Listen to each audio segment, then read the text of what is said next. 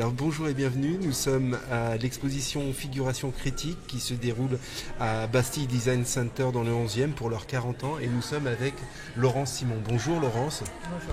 Donc ici tu exposes une œuvre et la première question en fait que je pose à tous les artistes, c'est quel a été ton trajet artistique?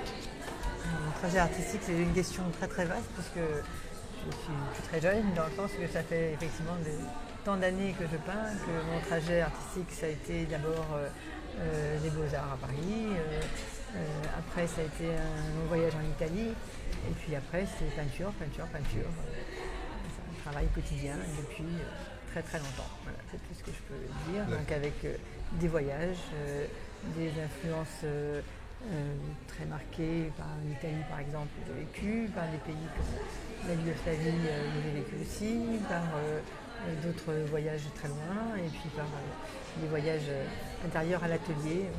C'est tous les jours. Alors on va prendre la question autrement.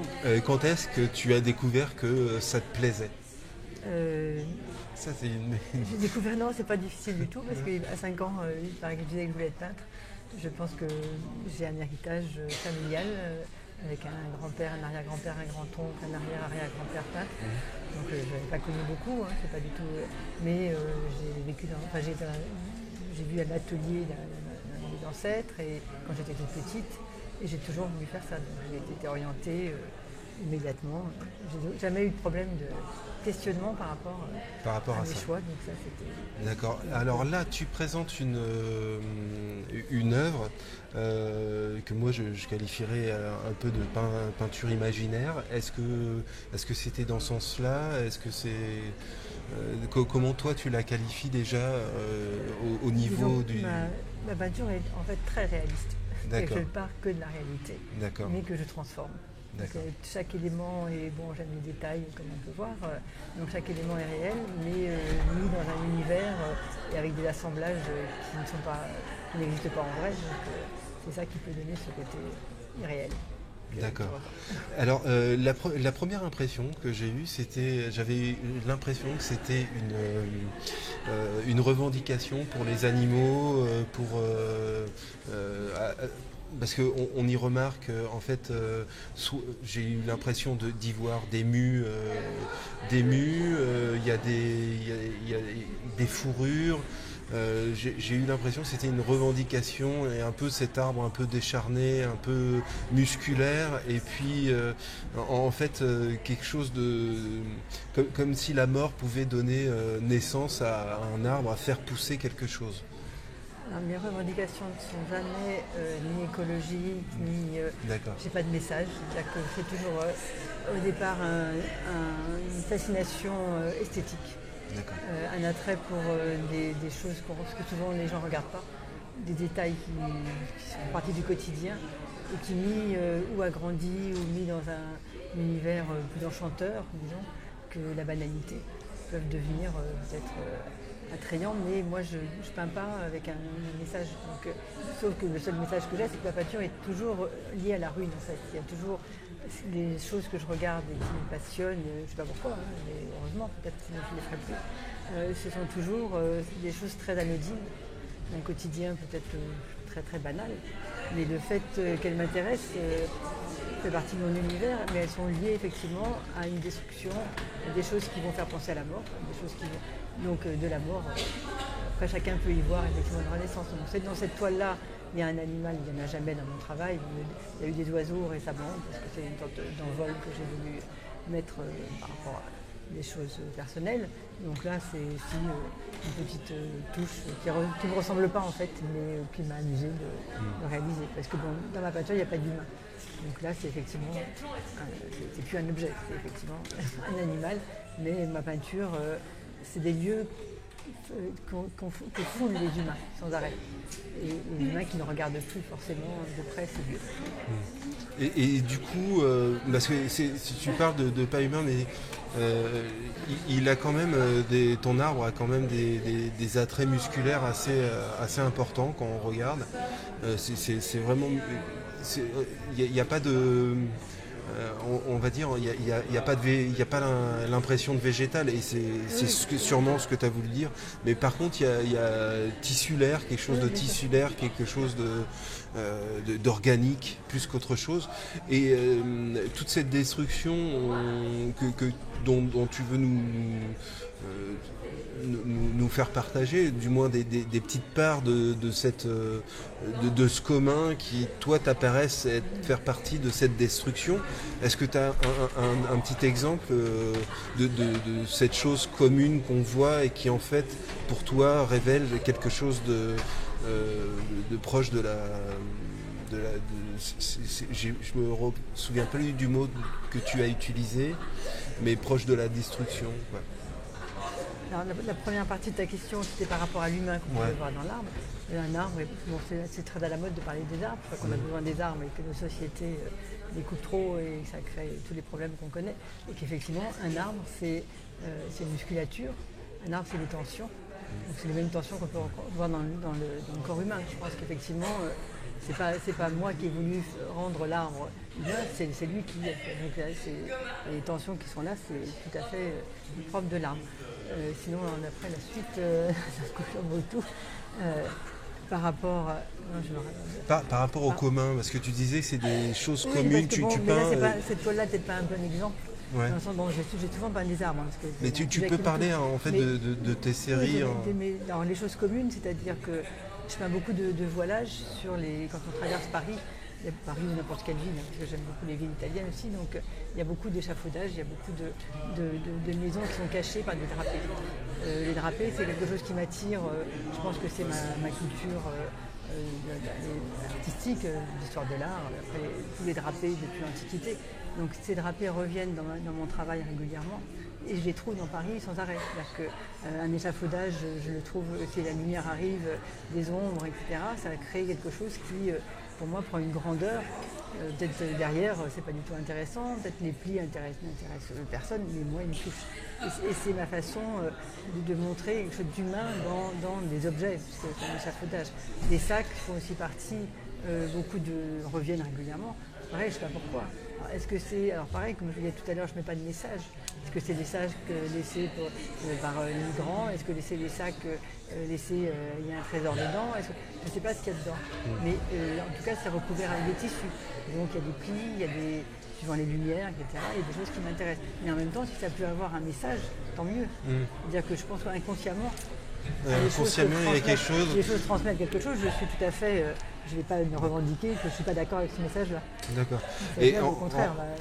Alors moi, c'est la première fois qu'on se voit, j'écoute tout ce que tu dis, et en fait, je m'aperçois que c'est comme si tu laissais en fait ton esprit divaguer suivant des schémas qui ont déjà travaillé chez toi, les échafaudages, les sacs comme tu parlais, et que du coup tu les mets en scène sur un tableau. Et quand tu fais ça, tu dis c'est inconscient. Du coup, il y a quand même un placement, il y a quand même quelque chose que tu veux faire ressentir de ce tableau. Des tableaux que tu fais, que ça soit celui-ci ou un autre. Oui, non, bien sûr, il y a toujours un désir, mais on ne pense pas à ce qu'on veut faire ressentir. Moi, quand je peins, je me dis pas je veux envoyer ce message-là. Ouais. Cette forme-là me plaît, cette forme-là elle fait partie de mon vocabulaire, qui revient en peint toujours la même chose, en permanence. Et en fait, on l'assemble différemment, on lui met des couleurs différentes, on lui donne une puissance différente, une grandeur différente. Mais tout ça participe à faire que quand on voit un tableau, on peut dire bah oui, c'est effectivement cette peintre-là qui le peint, ça ne peut pas être une autre. Après, le message qu'on veut transmettre, effectivement, le sentiment. C'est pas seulement inconsciemment, on est quand même conscient de ce qu'on fait, donc c'est pas surtout après des années de peinture. Donc si on continue sur une série, c'est qu'on a toujours quelque chose à dire qui n'est pas abouti. Donc, moi, en général, je travaille que de façon sérielle. Une série, ça peut être 4 tableaux, comme ça peut être un travail sur 2 ans. Et en plus, ça peut revenir régulièrement. C'est-à-dire qu'une série qu'on a laissée de côté, en fait, certains éléments, 4 ans après, 10 ans après, 20 ans après, ça m'arrive dans l'atelier de me dire j'ai fait ça il y a 20 ans, je ne me rappelle plus, c'était déjà le même élément que je travaille toujours. Oui, c'est une série, c'est quelque chose, c'est une réflexion en peinture ou comme en sculpture ou ailleurs. Une série, c'est une réflexion qu'un artiste a eue sur un élément, sur une couleur, et une fois que c'est fini, la réflexion on est allé au bout, quoi. Oui, en général, oui. Mais on peut y revenir. Mais ça peut être des années après, parce que c'est pas fini, parce que c'est pas peut-être jamais fini. Et je voudrais revenir un peu sur tes voyages, du coup, parce que il y a un peintre imaginaire, mais qui fait plus des femmes, c'est je vais retrouver, mais du coup l'Italie et cet imaginaire, et qu'est-ce que tu as appris de cette Italie, parce que on imagine l'Italie comme Rome un peu partout. Alors il y a des côtés siciliens qui sont un peu plus arabisants, enfin un peu plus pas on va dire un peu plus simple dans le sud, et beaucoup ostentatoire du côté de Rome. Quand on remonte au niveau de l'Italie, c'est beaucoup de sculptures, beaucoup de figuratifs. Donc qu'est-ce que tu as appris de l'Italie et d'autres pays comme ça? Qu'est-ce qu'ils ont pu t'apporter? L'Italie, c'est vraiment compliqué comme réponse, mais en fait c'est très simple. C'est à la fois toute la lumière de l'Italie, à la fois des choses effectivement très anodines, c'est-à-dire qu'un tissu à une fenêtre, on ne voit pas ici, on voit effectivement le linge qui pend, ça rejoignait les drapés. Des fresques qui sont abîmées, qu'elles soient celles de Pompéi ou des fresques de la Renaissance, ça m'a complètement émerveillé, le fait de voir ces manques dans les fresques. Ça, c'était quelque chose. Donc ça rejoint les murs abîmés. C'est-à-dire que toutes les choses qui sont rovinards et qui sont détruites par le temps, je pense qu'en fait c'est toujours cette notion du temps qui abîme. Et en Italie c'est partout. Et encore plus, le temps il abîme à Paris, le temps il abîme partout, mais là comme c'est des œuvres d'art qui sont attaquées. Quand on se promène dans les Herculanum, quand on se promène à Naples, où j'étais récemment, effectivement, je retrouve tout. Je retrouve ces ruelles, je retrouve ce linge qui pend, je retrouve ces fresques extraordinaires, mais que le temps détruit. Je retrouve des fissures dans des murs qui sont absolument incroyables de couleurs et de destruction qui ne sont pas du tout réparées, parce qu'il y a quand même un laisser-aller architectural là-bas, qui font qu'à chaque fois, j'ai des sujets en pagaille, j'ai des envies de travailler, mais ça rajoute des petits morceaux, comme ce côté morcelé que le temps fait sur les œuvres d'art, sur les choses, surtout, quoi. Et dans d'autres voyages, au Monténégro, j'avais été absolument séduite par les meules de foin. Des meules de foin qui ne sont pas du tout comme les meules toutes rondes qu'on voit dans nos campagnes, ce qui était encore, il y a peu de temps, des meules qui étaient des vraies sculptures faites par les paysans. C'est-à-dire pour empêcher que le vent ou la pluie abîme, il y avait dessus des plastiques, des pneus, enfin il y avait toute une sorte d'installation. Beaucoup d'artistes qui disent faire une installation, l'installation a été faite par les paysans et c'était une merveille. Et donc j'ai envie de les reproduire. Donc ça a été des choses qui ont été pour moi...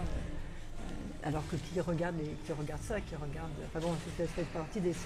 Je ne dis pas que je suis la seule à les regarder, mais effectivement, ça fait partie de choses qui, moi, m'éblouissent. D'accord. Des petites choses qui ne sont pas regardées. Alors, dernière question, celle-là, elle va être facile, tes prochaines expositions? Elle va être très facile parce que j'ai aucun projet. Donc ça va être très facile, effectivement. Non, mais c'est terrible. Non, mais je dis ça avec le sourire, mais c'est dramatique. D'accord. Alors si, j'ai un grand destin, bon, c'est quand même quelque chose qui est important pour moi, bien sûr, qui est pris au salon du dessin et de la peinture à l'eau. Donc je suis très contente parce que j'ai un grand dessin qui a été accepté.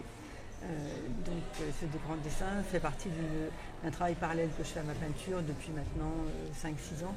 Je veux dire, bon, les dessins, j'en fais tout le temps, c'est vraiment toujours parallèle, mais maintenant je fais des grands dessins sur toile. Donc c'est que du fusain avec un tout petit fusain, des grands dessins d'un mètre, un peu moins grand que ce tableau, non, pareil. Des choses verticales avec que du fusain, des fusains tout petits, très précis. Donc là, il y a un grand dessin qui est exposé au Grand Palais dans ce salon, mais malheureusement, je n'ai pas de galerie, je n'ai pas d'exposition en vue, j'ai pas de problème. Bon, en tout cas, mais ça va arriver. Laurence, merci de nous avoir accordé un peu de ton temps. On te retrouve dans les descriptions de la vidéo pour voir ton travail sur Internet. On te dit à bientôt et merci encore. Merci beaucoup à toi, infiniment.